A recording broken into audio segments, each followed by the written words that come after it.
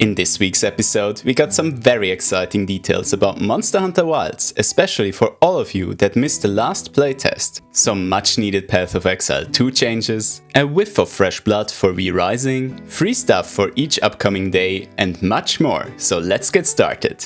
In the pre-launch community update for Monster Hunter Wilds, a wide range of topics were covered, with many focusing on technical and gameplay aspects. Console releases on the PS5, PS5 Pro and Xbox Series X will receive two graphical modes to play the game with. You can either choose between 60 FPS full high definition resolution that gets upscaled to 4K or almost native 4K with little upscaling and 30 FPS. Xbox Series S will only allow for full high definition and 30 FPS. PC players won't be capped. There, the resolution and frame rate depends on your own hardware.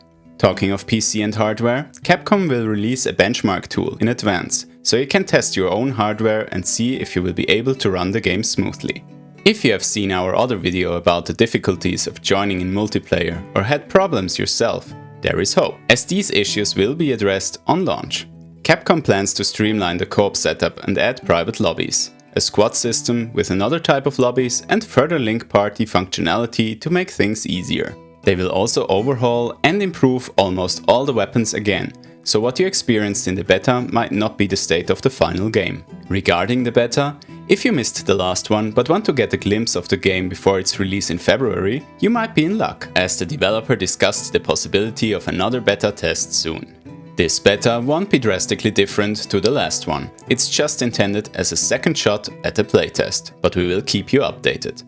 This week, we will get another big bundle of changes for Path of Exile 2, presumably the last one of this year. This time around, they addressed the respec costs of the passives, cutting prices in half. Another significant issue, particularly for close combat classes, was the honor loss in the Trials of Zakemas. This has been addressed as well, by scaling the honor based on the distance between the monster and the player. Honor loss caused by damage over time was also reduced drastically. Changes to the endgame were also made, reducing the damage from enemies while simultaneously reducing their resistances to your damage. On the topic of items, you will be more likely to get these sweet charm modifiers on belts, and there will be a passive available that grants your charm slot at all time. Regarding the classes and skills, while crossbow, mace, shield, quarterstaff and some bone and dot spells got buffed, there will also be some nerfs to skeletal arsonists, tornado and vine arrow builds.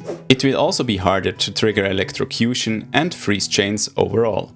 On a bloodier note, V Rising is getting a massive overhaul to its core mechanics with significant changes to combat stats, gear and progression, introducing soft and hard caps to encourage build playstyle diversity. Furthermore, the blood mechanics get reworked as blood type will influence your stat and combat. On top, you will be able to mix different traits from various blood types. Your legendaries will get customization options, while your armor stats get streamlined to make it easier to manage. They also put more emphasis on spell passives and add a new progression system for that. The release date is currently unknown, but we will keep you updated. To follow up on our Game Award highlights video, Borderlands 4 will ditch the toilet humor and in fact be way darker than the previous parts.